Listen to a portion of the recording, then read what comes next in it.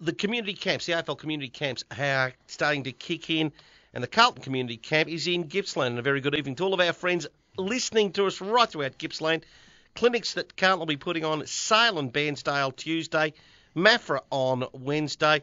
I'll also give you some news about the Carlton Footy Club 150-year celebrations shortly, but very grateful for one of the senior men of the Carlton Football Club, and very much, if Carlton are to be a big player in 2014, Bryce Gibbs will certainly be one of those. Bryce, Tony Leonard here with Merv Hughes. Thanks for finding time for having a chat with us this evening. No worries at all, guys. The season is, but at least for the Carlton Football Club, a week and a half away. Your first game is against North Melbourne up at North Ballarat Oval. You've been around long enough now and you've seen the formats for pre-season. Is it a little bit hard to get your head around what is expected in what's coming up with this NAB challenge over 2 games in the next 18 days? It's a different format this year. Not as many games, but what are they doing? A game every night for 2 weeks. So a little bit different, but I think us as players, we're just wrapped that the games are here. We've been slogging it out for the last few months, working pretty hard, and there's nothing like back playing games. So we're just excited to get back into it. It's the second pre-season that Michael Malthouse has been in charge of, Bryce. What has he emphasised since your exit from last year's finals to basically where we are tonight on this Monday night? What's the main 1 or 2 things he's really wanted to screw down? Oh, we all know Mick's really big on his defence, so we've tried to add more strings to our bow in that area. Just growing our game structures under Mick over the last 12 months, and he's got a good handle on the group now, and we've taken some massive steps forward this pre-season. So, like I said, just can't wait to get into the Kangas next week. As far as obviously the build up to that goes, do you have any sort of feel yet as to how strong the team will be? And again, we can only sort of go on who we've spoken to along the way, but Guy McKenna, basically with the Suns, has told us it's foot to the floor. Is it the same sort of thing with Mick? Do you expect that as good a 22 will be put out for the first game, or is there still going to be, as has been the case in the past, a little bit of mix and match? Probably it'll be full bore. With only 2 proper practice matches in place, you need to be working on your game plans that you've been working on over the summer, and you can't really train match fitness either. So it's pretty important to get that sort of training under your belt. And Mick's sort of philosophy is if you're fit and healthy, you'll play no matter who you are. So I expect we'll fulfill a strong side in the next couple of weeks over the NAB Challenge games and NAB Cup. So it should be fun. Now, Bryce, your pre-season's obviously tough going, and as you said, you're looking forward to the games. Have you felt that you started to train off with the game only a week away, a week and a half away, or are they still getting in full tilt at the training? Yeah, it's still been pretty solid, actually. We probably won't lighten off training until probably the end of the NAB Cup series. Just another couple of weeks to get as much training in as we can, and I mean, probably the couple of days before the game it might ease off a little bit, but training's usually pretty solid right up until a week before round 1. And different setups for the games. You got 2 full games instead of the pre-season that you had last year, where you had you played sort of a three-way roundabout with 2 halves each. Which would you prefer to do? Have that sort of lighter half and half game, or just play the full game and get it over and done with? Probably the full game, I reckon. I mean, we've played a couple of internal trials already within the club, so that sort of gets the half games out of the way, and we all look forward to playing full games. So it's probably, I don't mind it the way they've done it again this year, and hopefully they continue it going forward. Now, it's line ball who the king of Gippsland is, either Scott Pendlebury or Dale Thomas, and obviously Scott Pendlebury's not coming on the Carlton pre-season. So tell us about Dale. What can fans expect for him in the build-up between now and the start of the season proper? Yeah, Daisy's been a great addition to the club. Obviously, we all know about his ankle problems over the last 12 months, but he's been working really hard to get himself back to 100% and back to a fitness level where he'll be ready to go, and he'll be ready for selection for round one, which is great. Brought a lot of leadership to the group. Obviously, he's played in a successful side over the last 7 or 8 years, and he's been great to have around the place. Now, you speak of him and his ankle. Obviously, he's travelling okay and tracking okay.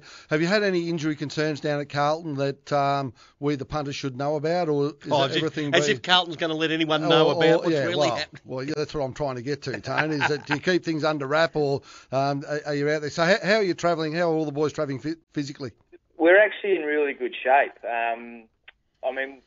Not everyone's going to be have a full pre-season at any club, and that's just the way it goes. But we're in pretty good shape, and I think everyone is on track to be selected for round one. I think Ricky Henderson had a minor operation last week, but I think he can even be due back to start running next week. So he's probably the main one. But other than that, everyone's tracking along nicely, and if all goes to plan, everyone will be in contention to play round one. Yeah, well, probably the next. Oh, sorry. Sorry. Yeah, mate. I was just saying, which is great to be in that position, this time of the year. It is. Now, I've got to ask you. You get asked every year your expectations from the year, and I'll just tell you my expectations from a Bulldogs point of view. Big Bulldogs fan, as you probably know. No pressure on the Bulldogs boys this year. I expect them to go through undefeated and win a flag. So, Yes. Bryce, where does that leave you guys? Yeah, every year you want to continue to improve on your last year's performance, and we want to contend in the finals again. There's no secret about that, and just to try and bridge that gap for to the top four sides. The competition gets harder and harder every year, and it's pretty even across the whole board. So if you're not on your A game every week, you could get rolled. So we've had a bit of a list change, or pretty big list change over the last off season. So it'd be good. We've got a few new exciting players coming through, some new fresh faces around the place. So hopefully we can improve on last year and make the finals and go from there. Tell us, and as we leave you, and thanks very much for your time tonight too, Bryce, but what can people are going to come out and see you? Tomorrow at Sale and Bairnsdale, Maffra on Wednesday. Just give us an idea, what will be happening at the community camps? Yeah, it's a good time of year to get down and meet a few of the locals down in Bairnsdale and Maffra. Basically, we're just going to be running some clinics for the kids. It's all in good fun, and all the playing group will be down there. So yeah, if you're in the area, come down for a bit of a kick and a catch and a few autographs, and it'll be good to see everyone. So do I assume from that say there's a couple of hundred kids? 99 break up with Juddy, 99 break up with Dale Thomas, and the other 40 of you got to try and whack up the 2 kids that are remaining. I don't know about that. We'll try and share the kids around as much as we can, but no, all the boys are looking forward to it, and we really enjoy these community camps. Terrific. And again, because we're going into Gippsland, final one, what sort of activities are planned at a community camp?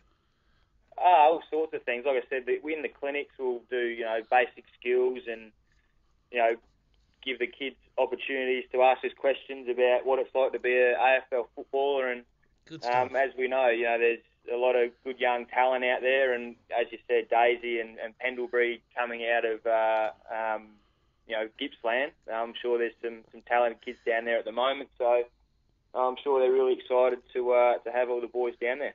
Now, Bryce, just with that, you're doing coaching clinics and that down there. Are you guys training as a group down there just to show the locals how it's done or what's expected from AFL clubs, or do you get a couple of days break? No, we've been told to bring our boots and runners and training gear, so I think we're having a bit of a run around on the Wednesday morning. So I'm not exactly sure where that's going to be or anything, but we're definitely going to be doing some training down there. Yeah, people can go to the Carlton website, find out all the details as they can about the celebrations for the 150th year. Enjoy your time down there. It's great to have the clubs out and about. We go all over country Victoria amongst other places, and the fact that Carlton's heading down to Gippsland, I'm sure you'll be brilliantly received. Bryce, thanks for joining us this evening. No worries, boys. Thanks for talking. Bryce Gibbs, the Carlton Community Camp, Gippsland tomorrow, Sale and Bairnsdale on Tuesday, Maffra on Wednesday, and Carlton Football Club has celebrated the 150th year in 2014. And it's all about giving back to the supporters. So make sure you're part of the historic milestone. Sign up for Carlton membership. And the easiest way to do it, 1300 Carlton. Just call 1300 Carlton. See the little letters on your phone, and away you go. 1300 Carlton, or visit the Carlton website, carltonfc.com.au.